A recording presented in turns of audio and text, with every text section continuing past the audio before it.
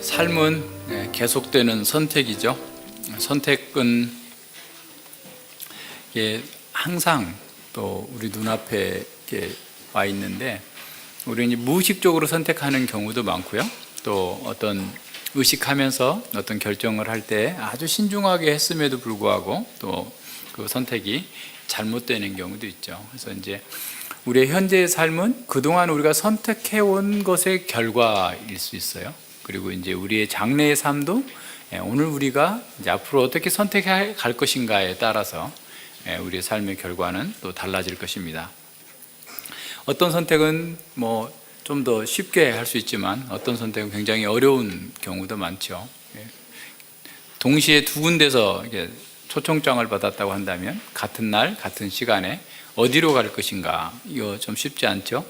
그래서 그럴 때는 친한 사람에게 먼저 간다거나 또는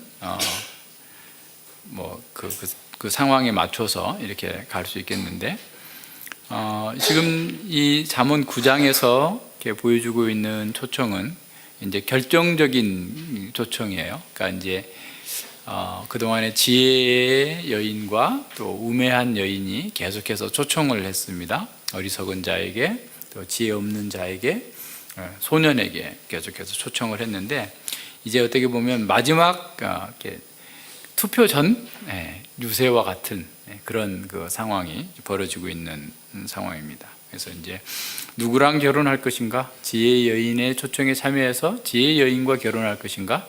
아니 미련한 계집 우매한 여인과 결혼할 것인가? 라고 하는 것이 이제 결정되는 그런 순간에 지금 와 있는 거죠. 세상 사람들도 결혼하는 것을 굉장히 중요하게 여깁니다. 물론 지금은 그렇게 안 여길 수도 있어요. 그래서 결혼식 안 하고 또 같이 사실혼 관계에 있으면서도 혼인신고를 안 하고 사는 사람들도 있고, 그것이 또 무슨 마치 여성의 인권을 보호하는 것처럼 생각하고 있는 그런 사람들도 더러 있긴 한데, 결혼은 아주 중요한 일입니다. 한번 선택하면 그 인생 전체를 이렇게 좌우할 수 있을 만한 그런 정도의 그 일이죠. 그래서 이제 흔히 세상 사람들도 사위를 잘못 얻으면 1대만 고생하면 되는데 며느리 잘못 얻으면 3대가 고생한다, 이런 말들이. 그러니까 그 정도로 결혼은 중요한 일입니다. 자, 여기에 지혜의 여인과 미련한 여인이 각기 자기 방식으로 혼인잔치를 준비하고 그 결혼 상대를 얻고자 하는 그런 초대를 하고 있는 거죠.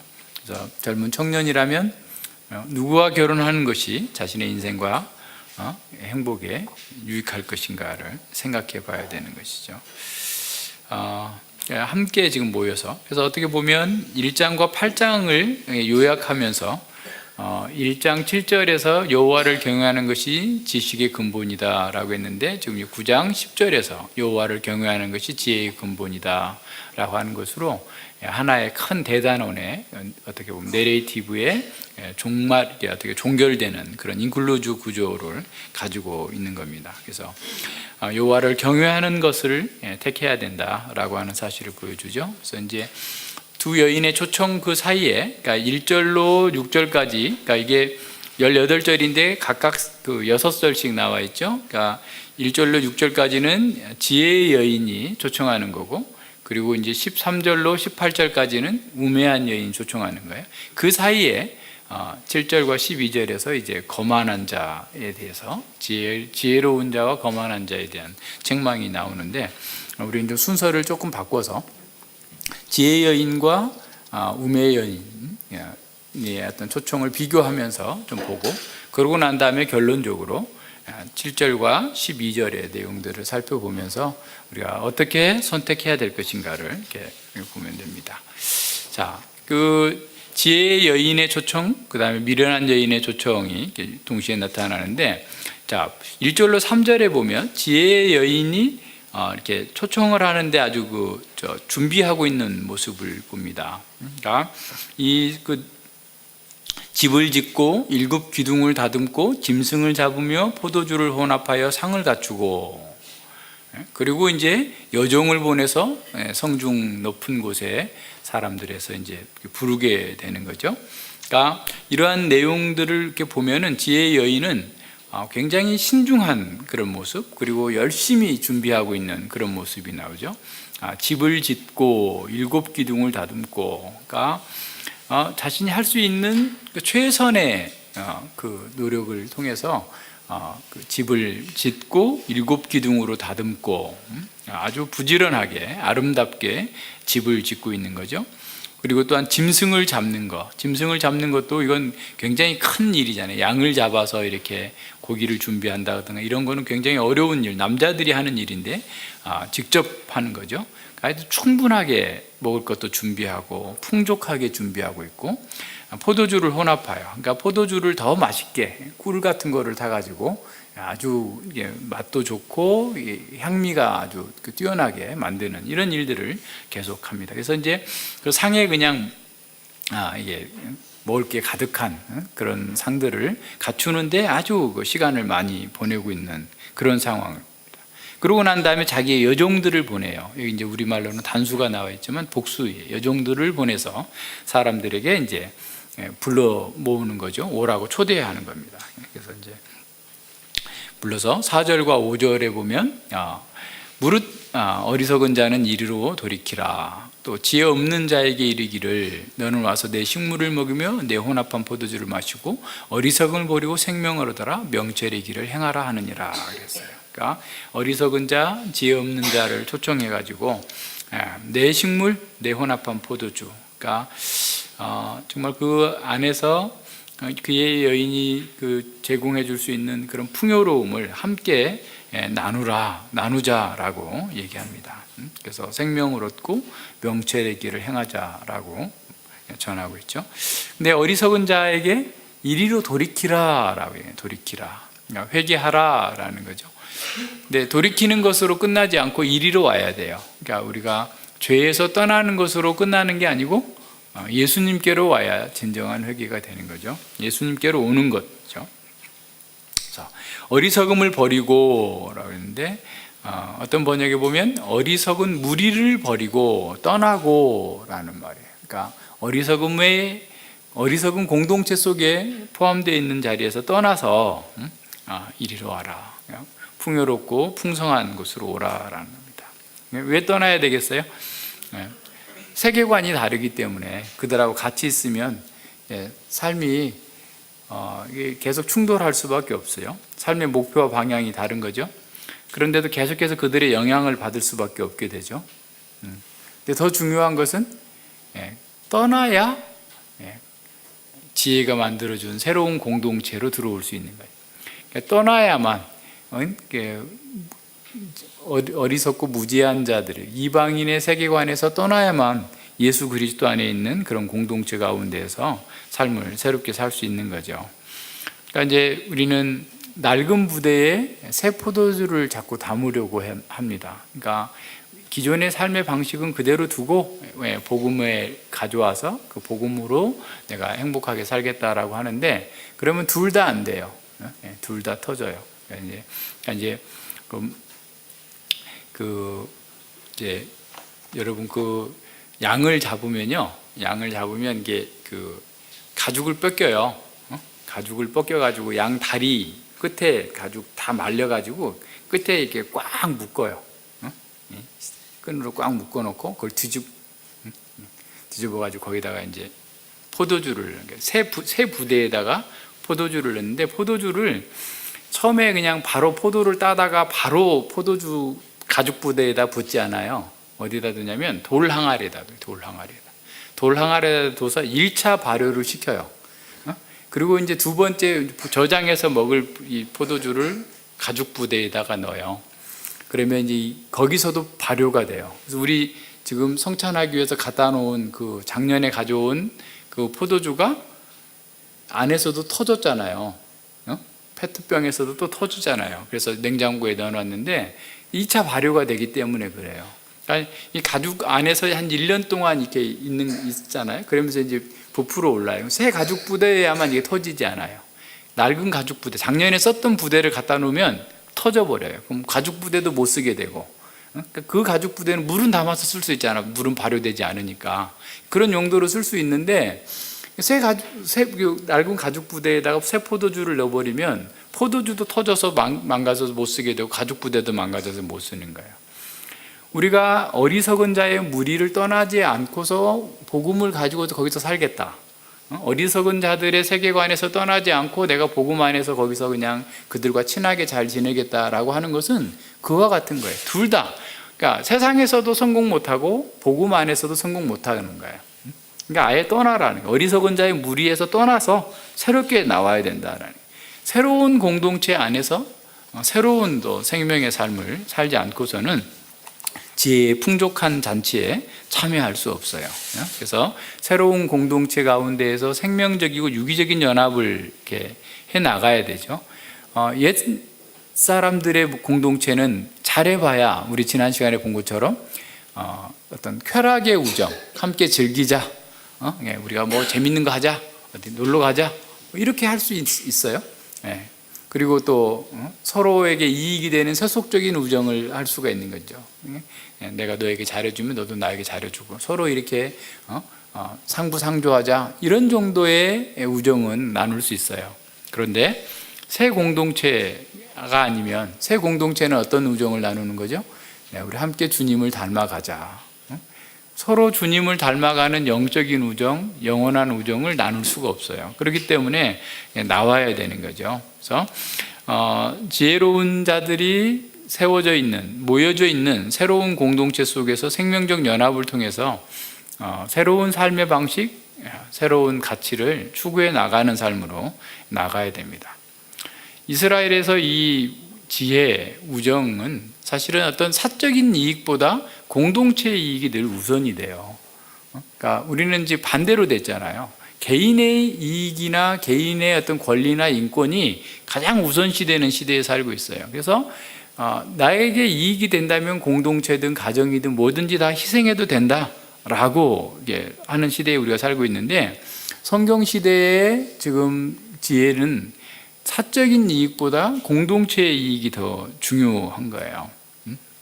그렇게 해야만 제대로 된 삶을 살 수가 있는데, 사람들은 자신의 사적인 이익을 추구하느라고 공동체고 뭐고 다 이렇게 이용 가능한 수단으로 생각하기 때문에 결국엔 어떻게 되냐면 소외를 당하는 거예요. 그러니까 어느 누구도 자신의 아픔과 고통에 함께 해줄 수 있는 사람이 없는 거예요. 다 자기만 생각하니까. 그래서 이제 사람들이 절망하고 죽게 되는 거죠. 그래서 우리가 우리의 마음을 지배하는 것, 우리가 무엇을 더 추구하느냐에 따라서 우리의 삶에서 진정한 만족과 기쁨을 누릴 수가 있는데, 세상 사람들은 늘 자신의 어떤 그 이익이나 자신의 어떤 권리, 자신의 어떤 것이 최고, 자기의 개인적인 어떤 것이 최고로 생각하기 때문에 계속해서 거기에서 뭐랄까요, 이렇게 빙빙빙 돌 수밖에 없어요. 더 발전이 안 됩니다. 생각이 더 이상 진전되지 않아요. 그러니까 우리가 무엇을 생각하고 무엇을 추구하느냐가 우리가 어떤 사람으로 바뀌는가를 보여줘요. 그러니까 우리가 주님을 따른다면 우리는 시간이 지날수록 지혜로워지는 거예요. 그러니까 예수님을 따르는 사람은 시간이 지날수록 지혜로워집니다. 그런데 우리가 돈을 따르거나 세상의 방식을 따르는 사람은 시간이 갈수록 어떻게 되겠어요? 미련해져요. 시간이 갔는데도 이렇게 미련하나? 왜 그 굴레를 벗어나지 못하나? 이런 생각할 수 있을 정도로 그런 겁니다. 그러니까 돈을 중요하게 생각하고 세상에 있는 지위를 더 중요하게 생각하면 일 중독에 빠지는 거죠. 일을 하면 할수록 돈이 더 많이 생겨날 거라 생각하고, 내가 일을 잘함으로써 더 높은 지위, 사람들로부터 인정받을 수 있다라고 생각하니까 일 중독에 빠지는 거죠. 다른 사람들에게서 듣는 어떤 평판을 중요하게 생각한다면 자꾸만 어떻게 하겠어요? 다른 사람들에 대해서 원망하고 불평하고 거기서 또 고통 속에 빠지게 됩니다. 그러니까 지혜를 얻는다라고 하는 것은 사실 어떻게 보면 그 지혜 자체만 얻어서 지혜가 얻어지는 게 아니에요. 그러니까 우리가 듣는 것도 조절해야 되고 우리의 마음의 갈망도 조절해야 되고. 그러니까 어제 우리 다윗의 실패를 봤는데 다윗의 실패, 다윗처럼 그렇게 뛰어난 왕이 왜 실패했느냐? 왜 그랬느냐? 결국 자기를 높였기 때문에 그래요.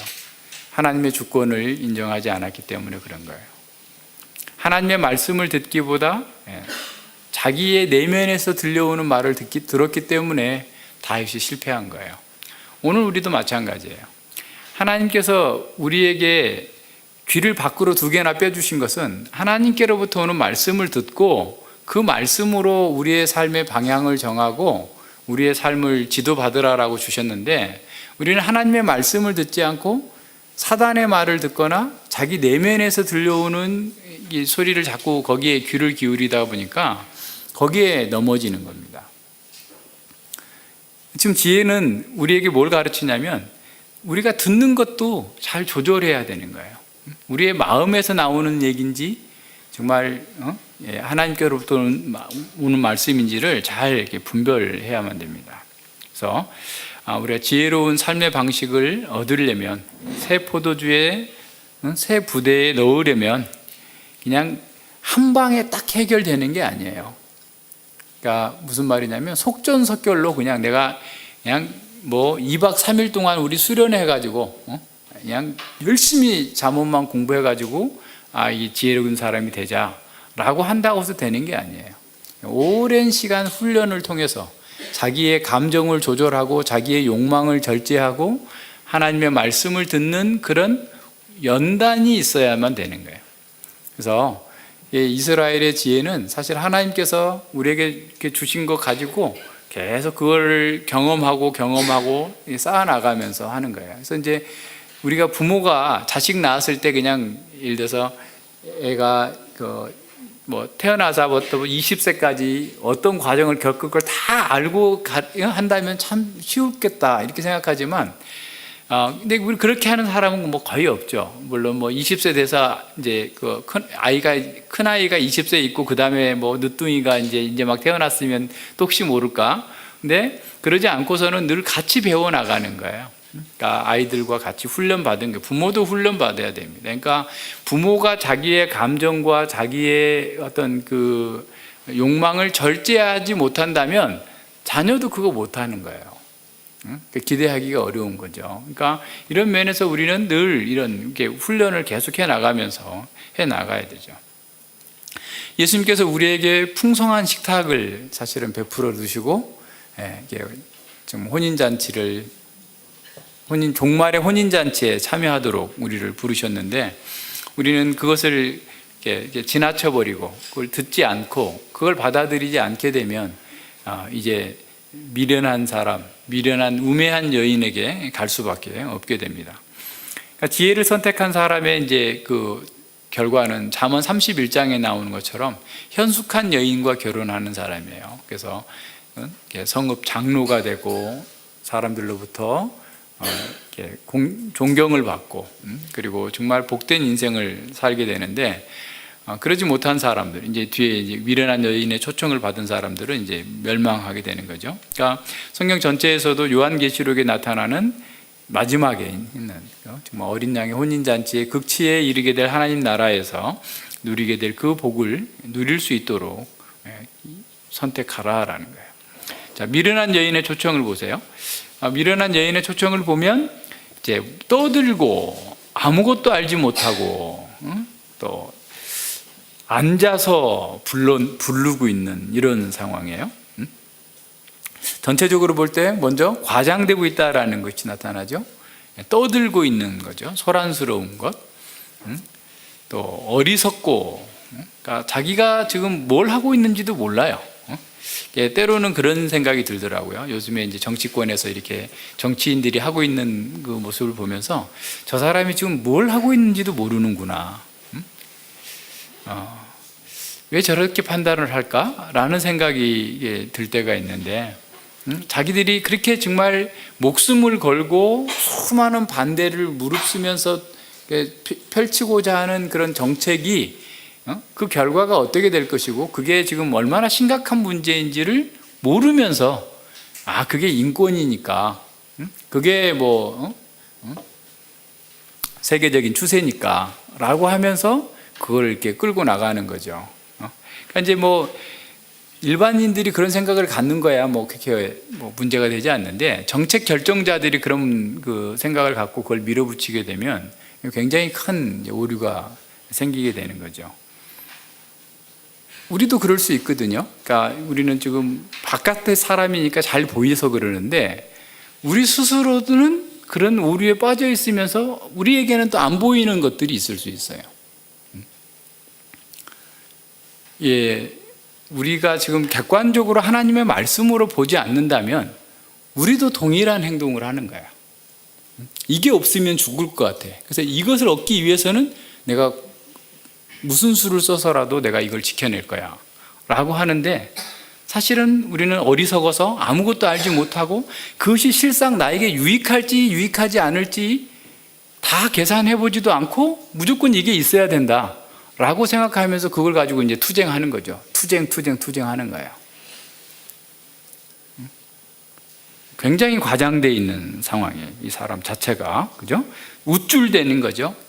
아주 이게 집 앞에 앉아 있는데 아마 남의 집 앞일 수도 있어요. 성읍 앞에 있을 수도 있어요. 그죠? 가장 비싼 집 앞에서 딱 서가지고, 이게 자기 집처럼, 이렇게 할 수도 있어요. 우쭐대는 거죠. 아주 중요한 자리에서 사람들의 그 젊은이들을 유혹하고 있습니다. 근데 그가 준비한 것이 없어요. 그가 준비한 앞에 지혜는 자기 집을 짓는 거죠. 얼마나 수고스러운 일이에요. 그런데 이 어리석은 여자는 남의 집 앞에 서 있을 수도 있고 거리에 어떤 딱 자리 펴고 앉아가지고 있는 그런 사람인 거죠. 지혜는 고기와 포도주를 준비하고 그것을 위해서 아주 애쓰는 부지런한 노력을 하고 있다면 이 우매한 여인은 훔친 물과 훔친 빵을 먹자라고 하는 거예요. 그러니까 그 굉장히 대조가 크게 되죠. 지혜는 우리에게 정직하게 인생에 대해서 말하고 그 인생의 결과가 어찌 될 것인지에 대해서 얘기하지만 이 어리석은 자는 실현될 수 없는 화려한 약속들을 남발하는 거죠. 베드로후서 2장을 한번 보세요. 베드로후서 2장 17절로 22절인데 조금만 봅시다. 베드로후서 이제 거짓 교사들에 대해서 책망하면서 그들의 정체와 행동을 폭로하면서 베드로 사도가 얘기하고 있는데요. 베드로후서 2장 17절 보세요. 자, 이 사람들은 물 없는 샘이요 광풍에 밀려가는 안개니 저희를 위하여 캄캄한 어둠이 예비되었나니 저희가 허탄한 자랑의 말을 토하여 미혹한 데 생하는 사람들에게 겨우 피한 자들을 음란으로서 육체의 정욕 중에 유혹하여 저희에게 자유를 준다 해도 자기는 멸망의 종들이니 누구든지 진자는 이긴 자의 종이 됨이니라 그랬어요. 물 없는 샘이에요. 대단한 게 있을 것처럼 보여요.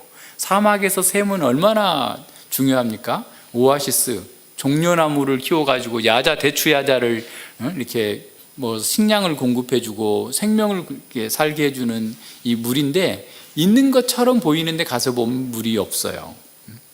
허탄한 자랑의 말을 토하는 사람들입니다. 근데 그 토해서 뭘 하겠어요? 음란한 데서 행하는 사람들에게서 겨우 피한, 그러니까 예수님 믿어서 이제 겨우 이제 좀 제대로 좀 살려고 했는데 다시 육체의 정욕을 자꾸 끌어당기는 거죠. 육체의 정욕, 안목의 정욕, 이생의 자랑을 자꾸 끌어당겨가지고 사람들을 부추겨서 엉뚱한 대로 끌고 가는 겁니다. 자유를 준다고 그러고 안식을 준다고 하지만 결국은 더 망하게 되는 거예요. 20절에 보세요.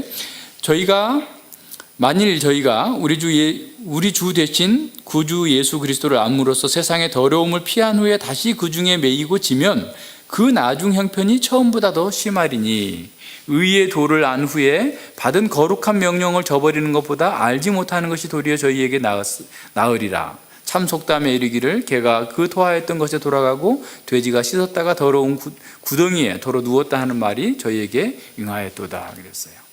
그러니까 예수님을 믿었다고 하면서 다시 거짓 교사들에게 따라가면서 정욕을 추구하는 자들은 결국 믿지 않았을 때보다 더 나빠진다라는 거예요. 그럴 정도로 아주 상태가 나쁜 것을 보여주고 있죠. 그래서 지혜를 따르는 자에게는 영원한 생명과 또 경건의 길이 있지만 이 어리석은 자를 따르는 것은 죽음이다라는 거예요. 이 미련한 자들의 그 무지함은 어떻게 보면 지적인 무지함보다 더 그 고통스럽게 하는 것은 뭐냐면 그 사람들의 말이 다른 사람들에게 전염이 된다는 거예요. 그들의 세계관이 다른 사람들의 세계관에 전염이 돼요. 그러니까 그 교회 지도자들이 그 잘못 얘기 한마디가 그 사람들의 그 인생을 어떻게 보면 바꿔놔 버려요. 그러니까 굉장히 그 무서운 일이거든요. 그런데 그걸 이렇게 모르고서 그 함부로 그 얘기하는 사람들이 너무 많은데, 이 우매한 여인들의 말, 다시 말하면 알지도 못하고 어리석은 자들이 떠드는 그 말이 정말 어리석은 자, 지혜 없는 자들에게는 그게 진리로 받아들여지는 거예요. 그래서 수많은 우매한 자들이 이렇게 자기 인생을 거기다 바치면서 엉뚱한 짓을 해 나가고 있는 그런 상황들을 보게 됩니다. 미련한 계집 3절에서 나오는 지혜 여인에게 지혜 여인이 자기 종들을, 여종들을 보내서 초청한 것과는 달리 자기가 직접 어떻게 보면 사람들을 유혹하고 미혹하고 있는 그런 상황입니다. 이런 상황에서 이 사람들이 가지고 있는 것은, 제공하는 음식은 도둑질한 물 몰래 먹는 떡이에요. 그러니까 이걸 좀 더 확장하면 그들이 가지고 있는 것은 지네 게 아닌 거예요. 공산주의 지네 게 아니에요. 성경에서 뺏겨가지고 살짝 바꾼 거예요. 상대주의적인 세계관, 포스트 모더니즘, 페미니즘 등등의 수많은 거짓 이론들은 지네 게 나온 게 아닙니다.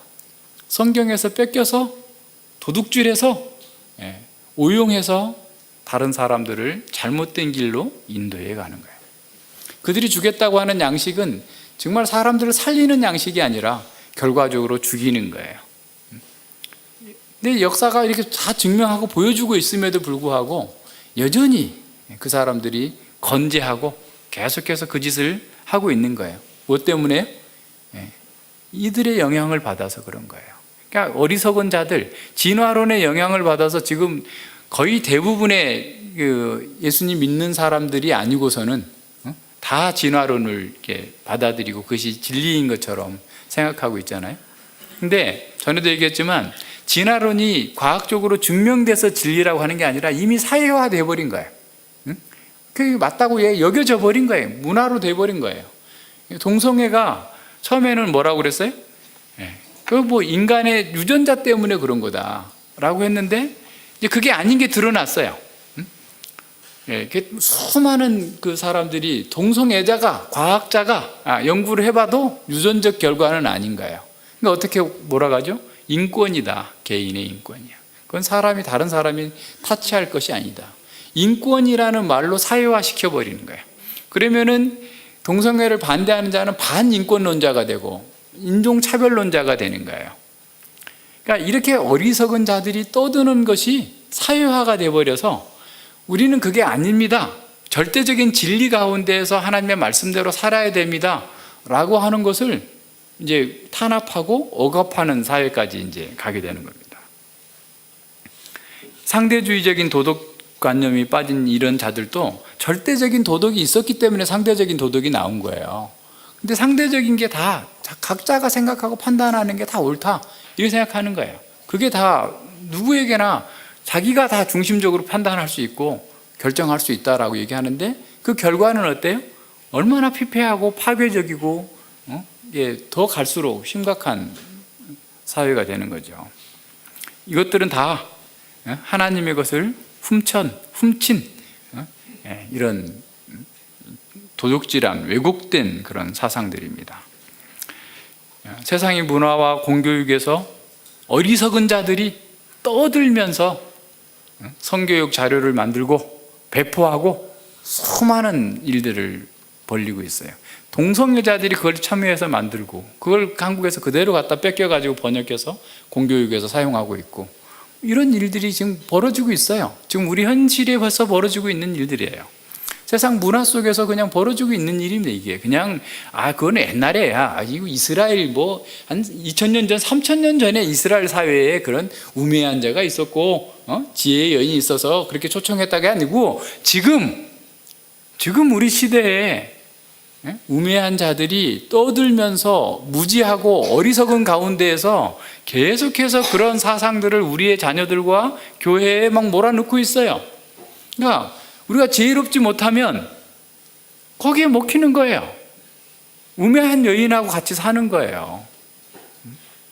수월로 가는, 무덤으로 가는 것도 모르고 그리 가는 거예요. 우매한 여인을 따라가는 것이. 앞서 거짓 교사들도 봤지만 다 마찬가지입니다. 그러니까 성경에서 지혜를 떠난 사람들의 그 모습들을 한번 생각해 보세요. 얼마나 많아요. 성경에 그 지혜를 떠나서 자기 욕망을 따라서 결정했던 사람들이 얼마나 많습니까? 제사장도 그렇고 왕도 그렇고 선지자들도 그렇고 계속해서 자기 하나님의 지혜를 떠나서 선택하고 나서 비참한 결국을 맞이하는 사람들이 얼마나 많았어요. 자, 이런 것들을 잘 생각해 보면 우리가 지금 이 시대에 지혜롭게 산다는 것, 또 어리석은 여인들의 그런 떠드는 얘기에 우리가 동요되지 않고 정말 주님께서 가르치신 그 길로 간다라는 것이 그냥 그렇게 쉬운 일이 아니다라는 것을 우리는 분명하게 알 수 있습니다. 이제 보세요. 이제 7절과 그 12절에 봅시다. 거만한 자가 나오죠. 거만한 자를 징계하는 자는 도리어 능욕을 받고 악인을 책망하는 자는 도리어 흠을 잡히느니라 그랬어요. 거만한 자를 책망하지 말라. 그가 너를 미워할까 두려우니라. 지혜 있는 자를 책망하라. 그가 너를 사랑하리라. 지혜 있는 자에게 교훈을 더하라. 그가 더욱 지혜로워질 것이요 의로운 사람을 가르치라. 그의 학식이 더하리라. 그러니까 결국은 이 지혜의 초청과 그 미련한 여자의 초청을 누가 따를 것인가? 이 마지막 최종적인 결론이에요. 거만한 자는 조롱하는 자라는 말도 있어요. 조롱하는 자입니다. 지혜의 여인의 초청을 조롱하는 거예요. 받아들이지 않는 겁니다. 마음을 겸손하게 열고 훈계와 책망을 받지 않는 사람들은 자기가 이미 다 됐다고 생각해요. 자기를 기준으로 판단하는 거예요. 자기가 인생의 기준이에요. 삶의 표준입니다. 그래서 그들은 진정으로 배워야 될 사람인데도 배우려고 하지 않습니다. 그리고 오히려 다른 사람을 자기가 가르쳐야 된다라고 생각하는 사람이에요. 이런 사람들이 위험한 거죠. 거만한 자들은 참된 경건과 지혜의 길을 조롱하고 멸시합니다. 자만심으로 가득해서 남을 무시하는 것이 어떻게 보면 생활화되어 있어요. 그래서 왜곡된 가치관으로 똘똘 뭉쳐져 있기 때문에 이게 변화가 굉장히 어렵고 힘들죠. 그래서 이런 사람들을 훈계하거나 책망하게 되면 오히려 수치를 당하게 됩니다. 그래서 지혜의 스승은 이런 사람에게 함부로 교정하려고 하지 말고 가르치려고 하지 말고 그냥 내비둬라 라는 거예요. 진주를 개와 돼지에게 던지지 마라. 그거 좋아하지 않는다. 개, 돼지는 그냥 먹는 거나 좋아하지 이 복음의 가치를 알 수 있겠느냐. 모르니까 그런 사람에게 주지 말라라는 거예요. 왜냐하면 그런 사람들이 미워할까 두렵기 때문이다. 아주 적대적이고 격정적인 어떤 그런 감정을 갖고 있는 거죠. 그래서 아예 그 사람과 관계가 깨져서 오히려 그냥 다른 일반적인 삶도 같이 하기가 어려운 상태로 이렇게 가는 거죠.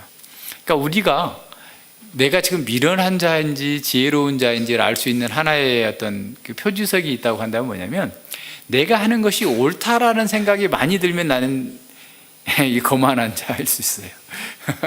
근데 내가 하고 있는 것이 자꾸 잘못됐구나. 이렇게 말씀을 통해서 듣든 또 누군가 옆에서 이렇게 권고를 해주든 이렇게 잘못됐다라는 것에 자꾸 귀를 기울이게 되면 어떻게 된가요? 이제 미련에서 벗어날 수 있는 마음이 조금 더 오픈되어 있고 이렇게 겸손해진 사람이다라고 생각할 수 있어요. 그러니까 이제 그 거만한 자들 또 그 조롱하는 자들을 지혜를 조롱하는 사람들의 특징은 뭐냐면 자신의 어떤 문제가 생기면 그 문제가 자기 때문이라고 생각하지 않고 다른 사람이나 환경 때문이라고 생각을 해요. 그래서 자꾸 자기를 돌아보기보다 어떻게 하죠? 그 사람을 저주하고 그 사람을 공격하는 데 사용되는 거죠. 그러니까 다윗이 그 몽진하면서 압살롬의 반역으로 지금 도망가고 있을 때 시므이가 막 저주를 퍼붓어요. 야, 이 살인한 자야, 이 나쁜 놈아 하면서 막 먼지를 던지면서 막 돌을 던지면서 저주의 말을 퍼붓고 있을 때 다윗이 뭐라고 그러죠? 가서 아비새가 가서 저놈 죽여버릴까요? 저렇게 악한 자가 어디 감히 왕을 저주합니까? 죽여버리겠습니다. 그러는데 내비둬라. 네가 나하고 무슨 관계가 있냐? 하나님께서 죄를 통해서 나에게 저주하시는 거다. 하나님께서 제가 나를 치는 그 말 때문에 나에게 주실 벌을 좀 감해 주실 수도 있다. 내비둬라. 그러니까 어떻게 보면 참 억울하게 비방을 당하고 있는 상황 속에서도 오히려 그걸 받아들이는 사람, 겸손한 사람이에요. 그러니까 어제도 다윗이 인구조사를 했어요. 그래서 그게 죄인 것을 깨닫고 나자 다윗은 내가 큰 죄를 범했나이다, 심히 미련하게 행하였나이다 하고 막 가슴을 찢고 통회하면서 거기서 하나님께 회개합니다. 야, 다윗은 정말 큰 죄 지었네. 당연히 그래야지. 근데 우리도 똑같은 죄를 짓고 있어요. 다윗의 죄의 핵심이 뭡니까? 하나님의 백성을 자기 백성이라고 생각한 거예요. 하나님을 의지하지 않고 자기 군사력을 의지하고 자기 힘을 의지한 거예요. 우리 그러잖아요. 하나님께서 주신 거 다 내 거라고 생각하잖아요. 내가 하나님 의지하기보다 돈 의지하고 사람 의지하고 이런저런 환경 의지하잖아요. 다윗과 똑같은 죄를 짓고 있는데 우리는 가슴을 찢고 통회하기보다 핑계대는 거지. 아이, 어려워서 그런 거지. 이렇기 때문에 그렇지. 아, 다 그러잖아. 사람들이 다. 나만 그래? 하면서 다 빠져나가는 거예요. 가슴을 찢고 통회해야 될 상황에서도 우리는 통회하지 않는 거예요. 우리의 어떻게 보면 질병인 거죠. 근데 여기 보세요. 지혜 있는 자에게 책망하고 교훈하면 오히려 그를 사랑하는 거예요. 완고한 사람은 오히려 듣기 싫어하고 공격하고 더 관계가 나빠지고 더 그냥 힘들지만 자기가 죄인이라는 사실을 깨닫는 사람, 지혜 있는 사람은 그걸 책망을 받고 오히려 정말 더 감사하게 생각하면서 책망하는 그 사람을 사랑하는 거예요. 그러니까 이런 사람에게 진리를 가르치고 이런 사람에게 하나님의 말씀을 가르치라라는 거예요. 그래서 제자는 지도 편달을 감사하게 생각하는 사람이에요. 그가 너를 사랑할 것이다. 더욱 깊은 우정과 사랑으로 그 관계가 더 깊어질 것이다. 아유, 목사님이 아니면 나한테 누가 이런 말 해주겠어.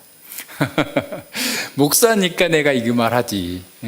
목사 아니면 또 우리가 같은 성도가 아니면 같은 가족이 아니면 할 수 없는 말들이 있잖아요. 그러니까 가족이니까 얘기해 주는 거지 라고 생각하면서 그걸 이렇게 기쁘게 받는 사람은 지혜로운 사람이에요. 이 지혜로운 사람은 또한 의인이라고 나와요. 의인이라고. 그래서 하나님은 하나님을 경외하는 사람, 그 사람 속에 그 진리가 또 지혜가 더욱더 더 번성하고 더 자라가게 될 것을 가르쳐 주십니다. 그래서 지혜 있는 자는 평생 학생이, 평생 배우는 자예요. 내가 아무리 많이 배웠어도 또 배우고 또 배우고 또 배우고, 그러는 사람이 진짜 큰 학문을 이루는 거예요. 그러니까 우리는 교육제도가 잘못돼 가지고 대학 어디 갔느냐 그것으로 끝나. 대학 가고 난 다음에는 이제 뭐 그냥 그런 신경을 안 쓰는 거예요. 이게 잘못된 거예요, 사실은. 그죠? 우리 평생에 우리는 최종적인 그 결과까지 가는 거예요. 최종적인 결과를 바라보면서 계속 전진해 가는 거예요. 계속 지혜 없는 자신을 보면서 책망이 들어올 때마다 내가 개혁하고. 우리는 항상 개혁하는 사람으로, 변화되는 사람으로. 그래서 다른 사람이 문제가 아니고 나에게 문제가 있다. 그런 사람에게 예수님께서 뭐라고 말씀하시냐면, 무릇 있는 자는 받아 넉넉하게 되되 무릇 없는 자는 그 있는 것도 빼앗기게 되리라. 하나님 나라의 비밀이에요. 지혜를 받는 사람은 점점 넉넉하게 되고 점점 더 부유한 자가 되지만, 그걸 받아들이지 않는 사람은 일반 은혜 그것마저도 다 빼앗기고 이제 슬피 울며 바깥 어두운 데서 이를 갈게 될 것이다 라는 거예요. 지혜가 있는 사람, 하나님의 은혜가 있는 사람은 고난과 인생길 굽이굽이 때마다 오히려 그 과정 속에서 지혜로운 사람이 됩니다. 근데 지혜가 없는 사람은 고난을 받아도 배우지를 못해요. 어려움 속에서도 배우지 못합니다. 자꾸 다른 사람을 원망합니다. 어떤 대가를 치르면서도 그것을 통해서 배우고자 하지 않아요. 그래서 우리가 그런 말 하잖아요. 비싼 등록금 냈다. 네. 비싼 등록금 냈어도 배워야지. 냈는데 안 배웠어. 그럼 등록금이 뭐 아무것도 없지. 그거는 배운 게 아니니까. 그죠? 네. 헛돈 날린 거죠. 그러니까 우리는 고난과 어려움과 시련들 속에서 배워야 나가는 거예요. 지혜롭게 되는 거예요. 그래야만 우리가 여호와를 경외하는 것이 진정으로 삶의 능력이고 지혜라는 사실을 알게 되고 깨닫게 되고 능력 있게 됩니다. 그래서 우리는 다른 사람이 비판하는 것에 대해서 처음에는 감정적으로 좀 이렇게 기분이 나빠요. 그죠?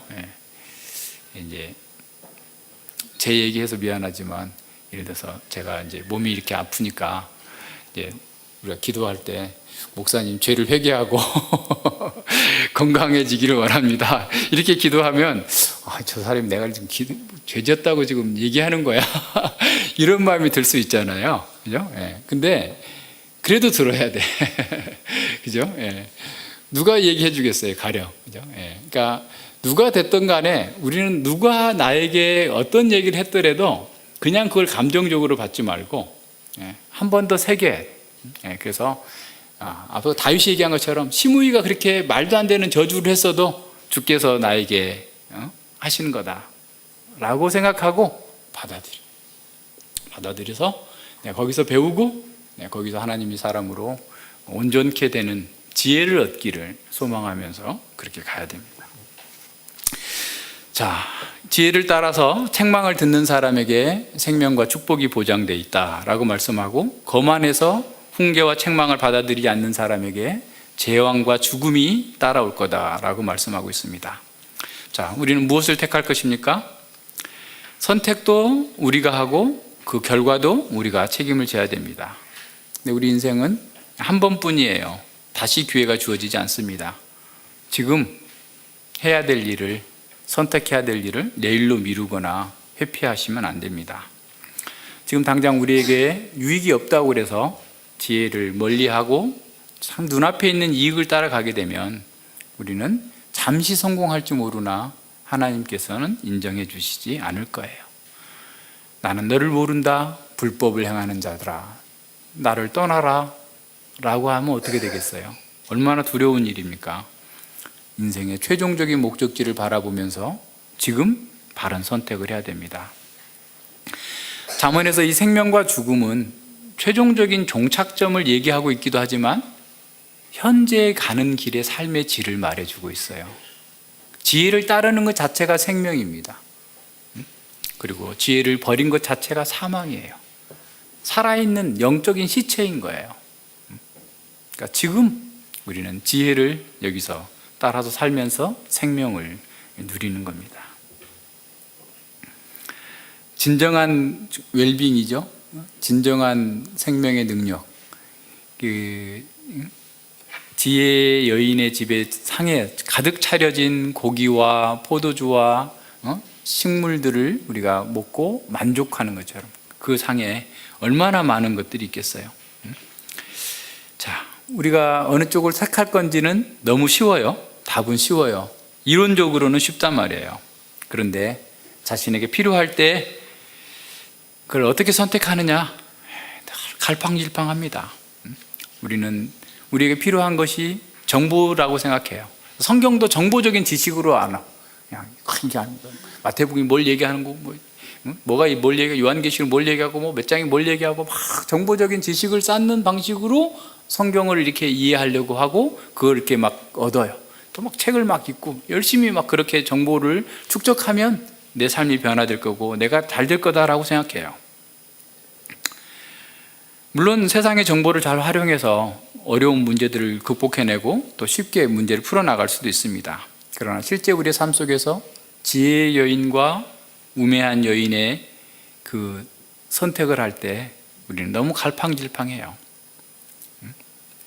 훈계를 겸손히 받아들여야 되는 그런 상황에서도 거만한 마음으로 징계하는 사람을 업신여기면서 조롱합니다.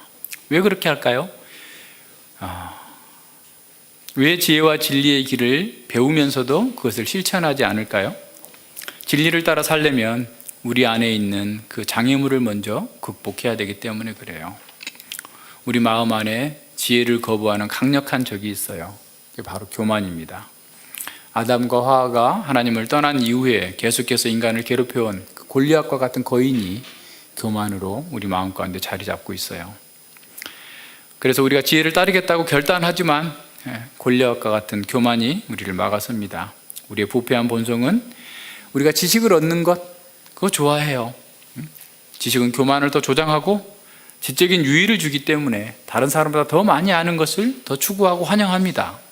하지만 참 지혜를 받아들이려면 자기를 부정해야 됩니다. 지혜는 책망과 훈계로 우리의 마음을 치기 때문에 그래요. 그래서 지혜는 자기 부정을 요구하고 그 자기 부정이 없이는 이 지혜를 따라 사는 것이 불가능하기 때문에 그렇습니다. 자아라고 하는 이 우상이 교만의 옷을 입고 우리의 마음의 왕자에 앉아 있습니다.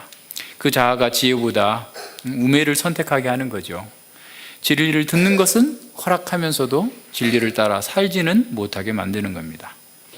이것이 사람들의 한계예요. 그래서 하나님의 은혜가 없이는 이 자아에서 벗어날 수가 없게 되는 거죠. 교회에 앉아 있다고 해서 다 지혜롭게 되지 않습니다. 우리는 그 책망을 달게 받아들일 수 있는 겸손하고 열린 마음을 주시도록 기도해야 됩니다. 우리 각자가 그리스도를 구주로 받아들이고 어린아이처럼 겸손한 사람으로 지혜를 사랑하고 그 지혜와 동행해야 됩니다. 주님이 세우신 설교자는 지혜의 말씀을 전하겠죠. 주님이 세우신 설교자가 아닌 사람은 뭘 전하겠어요? 떠들며 어리석으며 무지한 것을 가지고 세상의 것을 가지고 육신의 정욕을 부추기는 얘기들을 계속하게 되겠죠. 지혜의 전령이 전하는 말씀에 어떻게 반응하는가를 보면 그 사람의 영적인 상태를 알 수 있습니다. 지혜를 훈계하고 책망하는 사람을 사랑하는 자는 결국 지혜를 사랑하는 자이고 그걸 거부하는 자는 지혜를 거부하는 자입니다. 그렇게 지혜 안에 있는 사람은 더욱더 지혜로워질 것입니다. 그는 참으로 복이 있는 사람입니다. 왜냐하면 그가 소유한 지혜는 그 어느 누구도 그 어떤 상황에서도 그것을 빼앗아갈 수 없기 때문에 그렇습니다. 자, 이렇게 구제불능인, 자기를 부정할 수 없는 이 구제불능인 우리를 하나님께서 복음 안에서 새롭게 하셨어요. 잠언 1장과 8장에서 아들아라고 하는 말이 22번이나 나옵니다. 그러니까 하나님의 은혜를 입은 자만이 이 아들로서 지혜를 선택하며 살아갈 수 있다는 거예요. 이 은혜가 있어야만 죄를 이길 수 있습니다. 교만을 이길 수 있습니다. 그리스도의 은혜는 율법의 모든 은혜를 능가하는 그런 은혜입니다. 은혜가 있는 사람이 지혜의 초청을 받아들이고 학식과 지혜가 더하게 될 것입니다. 여호와를 경외하는 것이 지혜의 근본이요 거룩하신 자를 아는 것이 명철입니다. 거룩하신 자를 아는 거예요. 우리는 그리스도 안에서 새로운 아들들이 되었습니다. 하나님이 아들과 같이 너희를 대우하신다라고 말씀하셨고 예수님께서 무릇 내가 사랑하는 자를 책망하며 징계하노니 라고 말씀하셨어요. 우리는 아들이기 때문에 고통스러운 책망도 달게 받아야 합니다. 우리가 말할 수 없는 은혜를 입었기 때문에 우리는 교만의 죄를 이길 수 있어요. 그리스도로 옷 입은 자들이 언제 어디서나 지혜를 선택하면서 복을 누립니다. 우리가 어떻게 반응할 건가? 어떻게 하나님 앞에서 살 것인가는 이제 여기서가 아니라 우리의 삶에서 무엇을 선택하느냐에서 나타납니다. 하나님께서 우리에게 허락하신 삶의 그 범위 안에서 우리 밖의 것을 하라는 게 아니에요. 우리가 미국 대통령의 마음을 바꾼다든가 북한의 경제 상황을 바꾼다거나 이런 국제 질서를 바꾸는 그런 일을 하라고 지금 하나님께서 우리에게 말씀하시는 게 아니에요. 우리의 마음을 바꾸어서 지혜를 받아들이고 지혜의 초청을 받아서 복된 삶을 살라라고 가르쳐주고 있습니다. 같이 기도합니다. 하나님 아버지 감사를 드립니다. 주님께서 저희들에게 은혜 베풀어 주시는 대로 우리가 미련한 자, 어리석은 자였고 그래서 우매한 여인이 떠드는 것을 무지하고 어리석은 것들을 우리도 복창하면서 따라가면서 또 다른 사람들에게 많은 무지하고 악한 영향을 미치면서 살아왔던 자들입니다. 우리의 행위대로라면 우리는 영원히 멸망당할 수밖에 없는 그런 자들이었음에도 불구하고 예수 그리스도의 보혈과 은혜 가운데에서 우리가 새로운 생명을 얻었고 이 지혜의 초청을 받아들여서 지혜의 상에서 주어지는 수많은 복과 아름다운 것과 또 영원한 영광의 것들을 마음껏 누리며 살아갈 수 있도록 은혜 주셨사오니 진실로 감사를 드립니다. 우리가 지금은 약하고 미약합니다. 다 어리석습니다. 더 배워야 되고 더 훈계를 받고 더 인내하면서 연단을 받아서 참으로 더 지혜로워져야 되는 숙제들을, 과제들을 안고 있습니다. 아버지 하나님, 저희들이 하나님의 말씀을 들을 때에 훈계와 책망으로 주어진다 할지라도 그것을 감사하면서 사랑하고 그걸 받아서 우리가 진정으로 지혜로운 자가 되어서 더 넉넉하게 주님의 말씀으로 이 세상을 이기며 하나님의 백성답게 이 세상 가운데에서 주님의 영광을 선포하며 어둠 가운데서 아직도 고통당하고 어려워하고 있는 성도들을, 사람들을 구원해내는 그런 귀한 도구로 사용되어질 수 있도록 함께하여 주시옵소서. 감사드리며 예수님 이름으로 기도드립니다. 아멘.